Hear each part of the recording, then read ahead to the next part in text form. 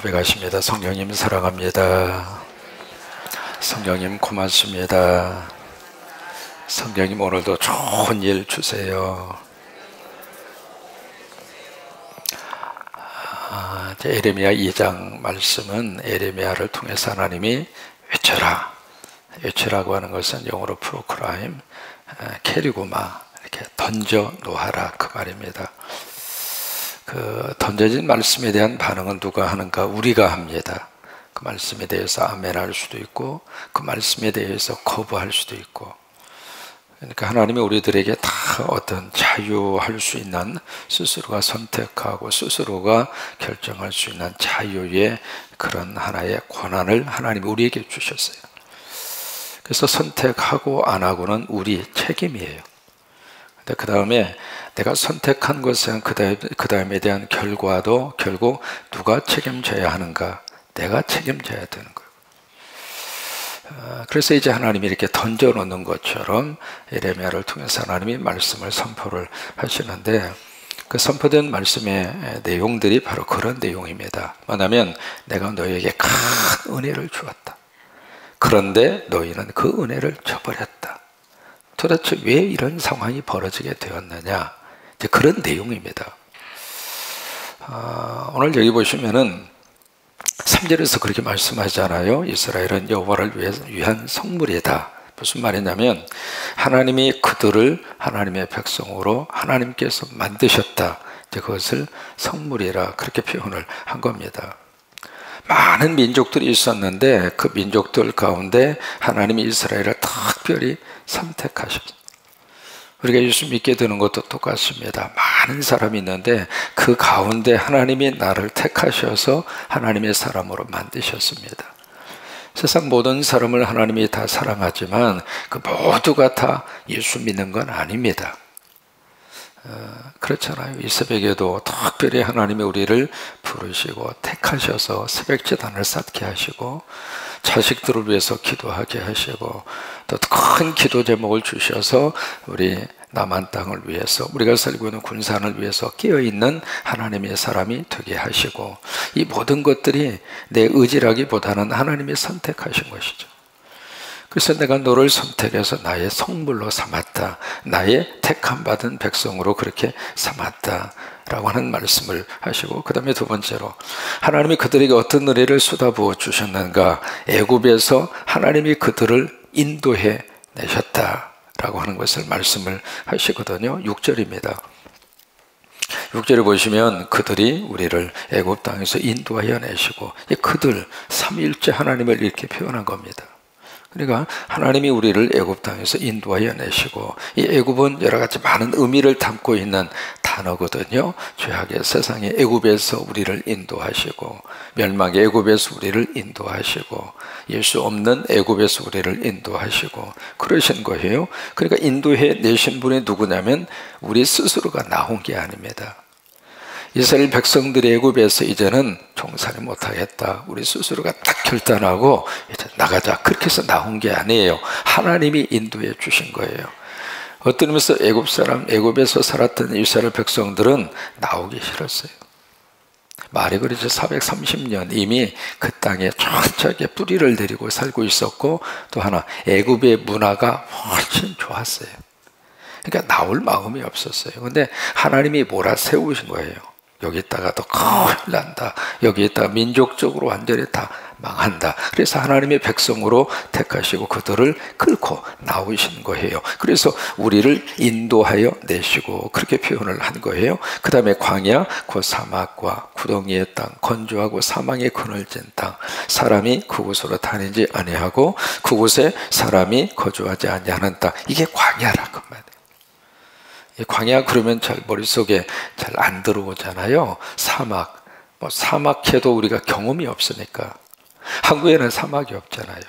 그러다 보니까 이 광야나 사막에 대해서 별로 이렇게 이미지가 머릿속에 떠오르지 않습니다. 그런데 그 광야 사막을 1시간만이라도 걸어본 경험이 있다면, 1시간까지 갈 필요도 없죠. 10분만이라도 광야와 사막의 그 환경과 여건을 체험한 사람이라면 이 말씀의 의미를 금방 느껴져요. 광야가 어떤 곳이었는가, 사막이 어떤 곳이었는가, 그 이제 여기서 말씀을 하시고 있는 것이거든요. 그것이 마치 시편 23편 3절 4절이에요. 다윗은 어떻게 표현했는가? 사망의 음침한 골짜기예요. 그게 광야였고 그것이 사막이었어요. 근데 그 세월을 몇 년을 살았는가? 40년 산 거예요. 근데 그 사막의 음침한 골짜기를 다닐 때 어떻게 했는가? 하나님이 함께 하셨어요. 삶의 여정을 돌아서 이렇게 보면 참 어렵고 힘들고 슬픈 순간에도 하나님이 멀리 계신 것이 아니라 우리와 함께 하셔서 그 순간에 우리를 붙들어 주셨고, 그 순간 우리를 먹여 주셨고, 그 순간 하나님의 동행을 하셨고, 그래서 눈물을 흘리면서도 다시 일어설 수 있는 삶의 희망을 하나님이 불러넣어 주셨고, 그러니까 사망의 음침한 골짜기를 다닐지라도 해를 두려워하지 않을 것은 누가 함께해요? 주님이. 오늘 하루도 하나님이 함께 하셔요. 안 될 것 같고 끝날 것 같은데 그렇지 않습니다. 하나님이 함께 하셔서 안 된다고 하는 그 지점에서 다시 시작하게 하시고, 그게 하나님의 은혜입니다.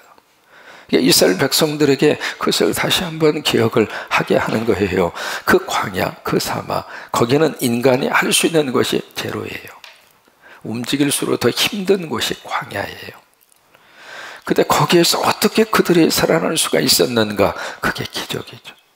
작년 한 해를 살았다고 하는 그 자체가 어떤 면에서 기적이죠.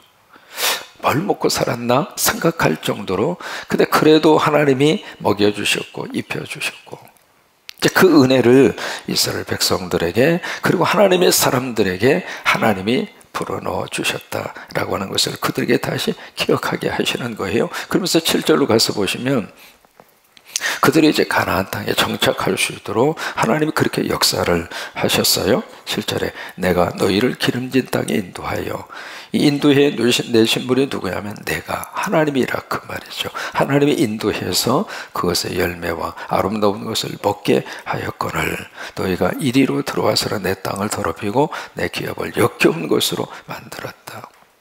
여기 이제 7절에서 말씀하시는 기름진 땅, 그 땅이 어느 땅이냐면 가나안 땅이에요.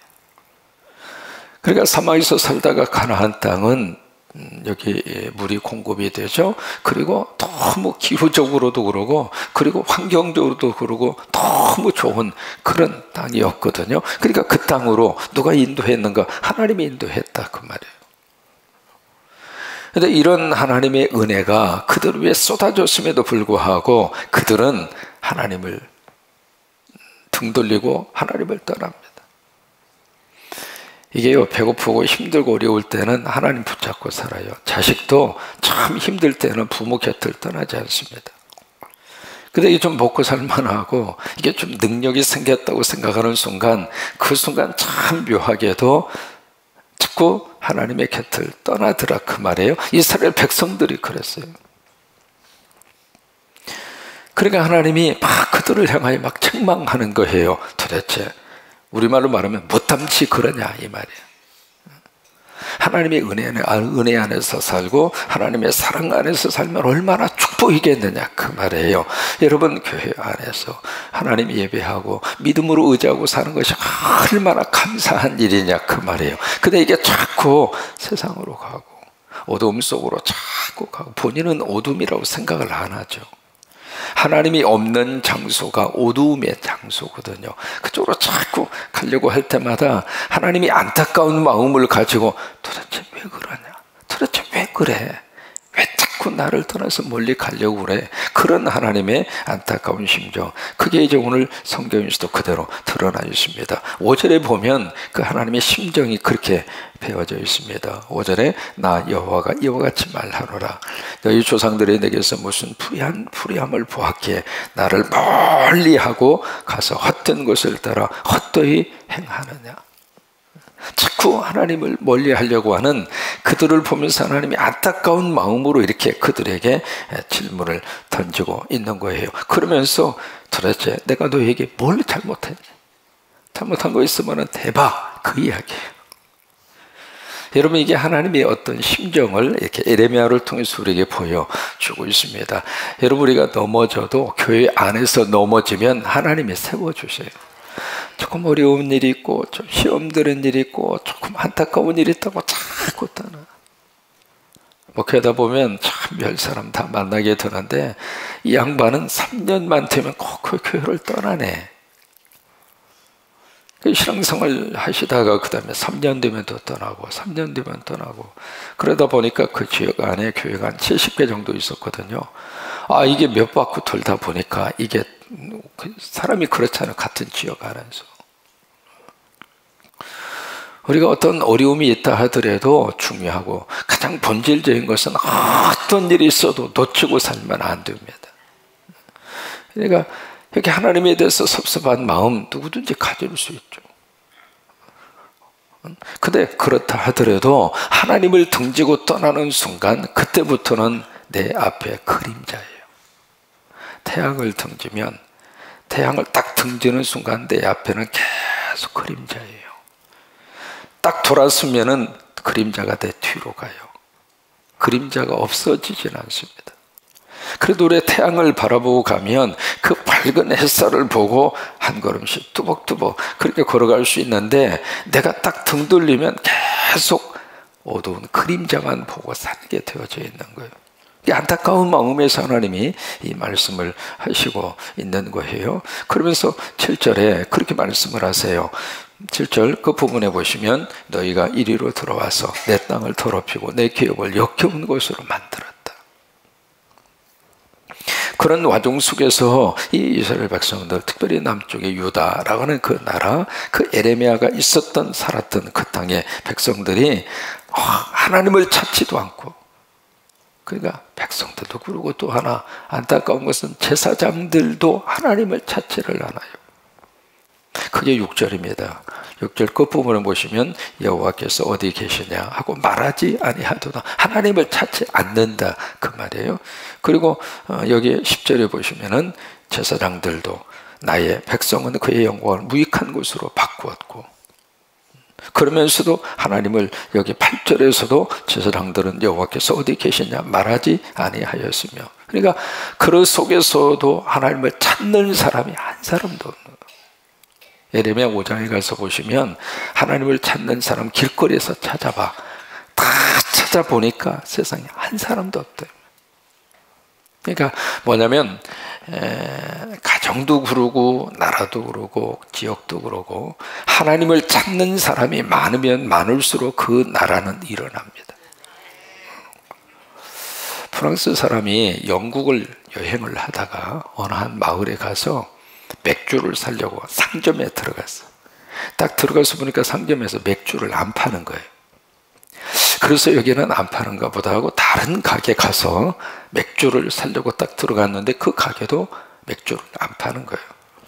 그래서 그 마을에 있는 서너 개 가게를 쭉 돌다 보니까 공통점으로 어느 가게에서도 맥주를 안 팔아요. 그래서 이제 의아한 생각이 들어서 도대체 왜 이 마을에서는 이 맥주를 안 파느냐고. 그랬더니 하는 말이 지금부터 100년 전에 웨슬레라고 하는 사람이 우리 마을에서 부흥 집회가 있었습니다. 그 뒤로 우리 마을에서는 알코올을 취급하지 않습니다. 이게 100년 전에 웨슬레라고 하는 하나님의 사람이 그 마을에 와서 복음을 전거하고 그리고 부흥 집회를 했는데 그 영향이 100년 동안 가더라 이 말이에요. 그래서 웨슬레로 오는 사람이 여러분 좀 전에 찬송 불렀잖아요. 그게 웨슬레가 그 작사를 한 부활 찬송이거든요. 근데 이분이 집회를 했을 때 집회가 있는 그 다음 날 그 술집에다가 이렇게 요만한 이렇게 뭔가 이렇게 글씨를 써서 알리는 그 광고판이 술집 앞에 이렇게 붙어 있었는데 뭐라고 써져 있었냐면 금일부로 폐업함, 그리고 그 옆에 어제 저녁 회심했음. 그게 역사가 그렇게 일어나더라고 말이에요. 그러니까 하나님을 찾는 사람이 많으면 많을수록 그 지역을 하나님이 살리시는 거예요. 근데 예레미야 당시에는 한 사람도, 백성도 그러고 그리고 제사장들도 그러고 그러다 결국 어떻게 됐는가? 여기 13절을 보시면 하나님이 딱 두 가지를 그들에게 지적을 하고 있는 게 13절이잖아요. 13절에 보시면 내 백성, 다른 백성이 아닙니다. 하나님 믿는 하나님의 백성이 두 가지 악을 행했다. 첫째, 그들이 생수의 근원이 되는 하나님. 그러니까 하나님을 생수의 근원이라, 생수라고 하는 것은 리빙 워터예요. 살아있는 물이라 그 말. 여러분, 물도 종류가 많잖아요. 죽은 물도 있고 살아있는 물도 있고. 그들에게 생수라고 하는 것은 정말 우리 생명을 위해서 필요한 진정한 생명을 주는 리빙 워터, 그 근원. 그러니까 모든 생명뿐만이 아니라 우리가 살면서 필요한 것을 풍성히 공급해 주시는 그 근원. 그래서 그 근원, 그분이 누구예요? 우리가 28장 찬송을 보면은 복의 근원 강림하사 찬송하게 하소서. 복의 근원. 그러니까 여기서도 그냥 다른 것을 버리는 것이 아니라 생수의 근원. 그래서 시편 36편 9절에 그렇게 하나님께서 말씀하세요. 진실로 생명의 원천이 주께 있사오니 주의 빛 안에서 우리가 빛을 보리이다. 오늘 하루를 살면서도 성공의 열쇠가 누구에게 있는가? 하나님에게 있고, 오늘 하루 좋은 일을 누가 주시는가? 하나님이 주시고, 안개와 같은 하루의 삶이라 할지라도 그 속에서 하나님 더 붙잡고 살면 하나님이 내 길을 물 흐르듯이 인도하시고. 그러니까 그런데 이스라엘 백성들이 그걸 버렸어요. 그 다음에 두 번째, 그들의 행한 악이 무엇인가? 스스로 웅덩이를 판 것인데 그것은 그 물을 가두지 못할 터진 웅덩이라. 이 웅덩이라고 하는 것을 이게 바로 뭐냐면 시스턴이라고 하는 거거든요.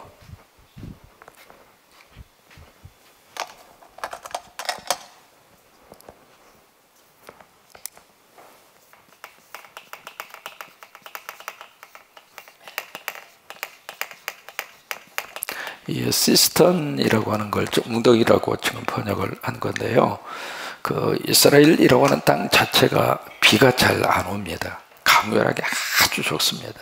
그래서 이 사람들은요, 물을 비가 오더라도 물 한 방울도 그냥 흘러 보내지 않습니다. 그래서 어떻게 쓰든지 그것을 모으려고 그러고요, 모아서 그것을 가지고 뭐든 식수로 쓰기도 하고 생활용수로 쓰기도 하고. 그런데 이 시스턴이라고 하는 것은 땅을 깊이 파서 만든 이런 하나의 맨홀처럼 그렇게 만든 것을 시스턴이라고 그래요. 근데 이제 그 땅 자체가 석회암이 많아서 이게 이제 파면은 물이 잘 새 나가지 않습니다. 이렇게 물 자체가, 토질 자체가 그래요.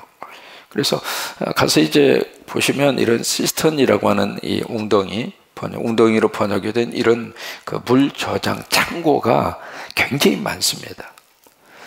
이것이 이제 어디 가서 고대 사유의 시스턴을 볼 수 있느냐면 쿰난 공동체라고 그래서 사해 문서라고 하는 문서가 발견이 된 아주 소중한 그 마을이 있거든요. 그걸 이제 쿰난 공동체라 그렇게 이야기를 하는데 그 쿰난이라고 하는 그곳에 가서 보면 그 당시의 이 시스턴의 모습과 구조를 그대로 확인할 수 있습니다. 그러니까 그들에게 있어서는 이 시스턴이라고 하는 이 물 저장 창고가 마치 목숨하고 똑같은 거예요. 그래서 저 시스턴을 파가지고 그 물을 다 이렇게 모아놓은 거예요. 어느 정도냐면 빗물이 있잖아요. 빗물, 조그만 빗물이라 하더라도 이렇게 길을 다, 홈을 다 팠습니다. 전부 다 파서 거기에 자기가 살고 있는 그 지역 안에 떨어지는 빗방울을 다 모을 수 있도록 그렇게 해서 이 시스턴 저장 창고에 딱 저장을 하는데, 참 독특한 건 기후적 영향이 있습니다만은 이렇게 해서 물을 저장을 해놓잖아요. 1년 가도 물이 안 썩습니다. 그러니까 하나님은 사람이 살 수 있도록 해주셔요. 비가 적으면 적은 대로 다 다 살게 만들어 주시고, 그게 하나님이 주시는 어떤 지혜일 뿐만 아니라 기후적인 영향으로도, 이렇게 저장을 했는데 물이 썩어버리면 의미가 없잖아요. 1년이 가도 물이 싱싱합니다. 썩지가 않아요. 참 기가 막힌 그런 그 자연의 환경을 그들에게 주셨는데, 그렇게 해서 잘 이렇게 모아놨는데 세상의 밑에 구멍이 생겼어요. 그럼 뭐예요? 애쓰고 쓰고 했던 모든 것들이 아무 의미가 없잖아요. 다 숲으로 들어가고 허탕이고. 바로 이제 그것을 이스라엘 백성들에게 지적을 해서 말씀을 하고 있는 거예요. 무슨 얘기냐면, 우리가 노력해야죠. 수고해야죠. 그러나 중요한 것은 하나님이 함께 하셔야 돼요. 하나님이 도와주시고, 하나님이 없는 수고와 노력은 마치 구멍 뚫린 이 웅덩이와 똑같다 그 말. 한국에서 외과 의사를 하던 분이 LA로 왔습니다. 그의 부인도 산부인과 의사입니다. 그러니까 두 분이 의사 생활을 하시다가 어쨌든 뜻이 있어서 이제 LA 지역에 오셔서 이민자 생활을 하는데, 처음에 이제 딱 낯선 땅, 낯선 곳에 오니까 얼마나 힘들잖아요. 말도 잘 통하지도 않고. 그래서 어쨌든 딱 떨어지면 가장 먼저 찾는 것이 교회입니다. 교회로 올 수밖에 없어요. 외롭기도 하고 한국 사람 만나고도 싶고, 또 하나 김치도 먹고 싶고. 그래서 이제 다 그 오자마자 얼마나 신앙생활을 열심히 잘 했는지 몰라요. 그래서 이제 몇 년 동안 애쓰고 고생하고, 그래서 이제 먹고 살만 하게 됐죠. 그러다 보니까 이제는 전에 보이지 않는 것들이 눈에 들어오는 거예요. 그러다 보니까 주일날 교회 오는 것보다도 다른 곳에 가는 기회가 더 많아진 거예요. 이것도 재밌고 저것도 재밌고. 그래서 이제 목사님이 가서 신방을 하면서 권유를 해요. 좀 당신 그러지 말고 신앙생활 절대로 소홀히 하지 말라고. 그래도 이 사람이 말을 안 듣는 거예요. 그러다가 아들이 있었는데, 아들 둘이 있었죠. 이 아들 둘이 있었는데 그 아들이 아빠 엄마에게 막 조르는 거예요. 뭐냐면 좀 차를 좀 사달라고. 거기는 고등학교만 2학년만 되면 학교에서 운전면허증을 딸 수 있도록 그렇게 해주거든요. 이게 고등학교 시절에 이 운전면허증 딱 타니까 운전하고 싶잖아요. 그러니까 아빠 엄마랑 막 조르는 거예요. 차를 사달라고. 그러니까 이 양반들이 능력은 있고, 그래서 애들한테 미안하기도 하고, 그래서 이제 좋은 스포츠카, 빨간색 스포츠카를 딱 사줬어요. 그것을 딱 사줬는데, 이게 처음에 운전면허증 타고 얼마나 미숙해요. 두 형제가 그 차를 타고 처음으로 운전면허 딱 타고, 그 스포츠카 아주 비싸고 좋은 차입니다. 그걸 딱 타고, 스포츠카니까 얼마나 이 속력을 세게 낼 수가 있잖아요. 그 젊은이 기분에 딱 가다가 50m도 못 가서 그 앞에 있는 전신주를 정면으로 부딪혀요. 아들 하나는 현장에서 즉사를 했어요. 그리고 아들, 그 살아있는 아들은 앞에 유리창에 의해서 완전히 얼굴이 범벅이 돼서 실명을 했습니다. 그 사건을 만나고 나서 이 부부가 얼마나 땅을 치고 통곡하는지. 우리가요, 하나님 버리고 하나님을 등지고 살면 터진 웅덩이와 같이 돼요. 열심히 노력해서 모았는데 딱 돌아서 보니까 남는 게 없어. 터진 웅덩이지. 작은 것이라 하더라도 하나님이 함께 하셔서 그래서 먹고 사는 사람이 행복한 거예요. 오늘 주셨으면 오늘 감사하고 살고, 내일은 뭘 못 먹고 뭘 못 살아요. 내일은 내일대로 하나님 의지하고 하나님 도와주셔서 내일 살고, 그러니까 오늘 하루 예수님 안에서 감사하고 살고, 오늘 하루 고맙게 생각하고 살고, 그렇게 사는 것이 행복이에요. 어제 안 됐다고 해서 오늘도 안 되고 그러라는 법 없거든요.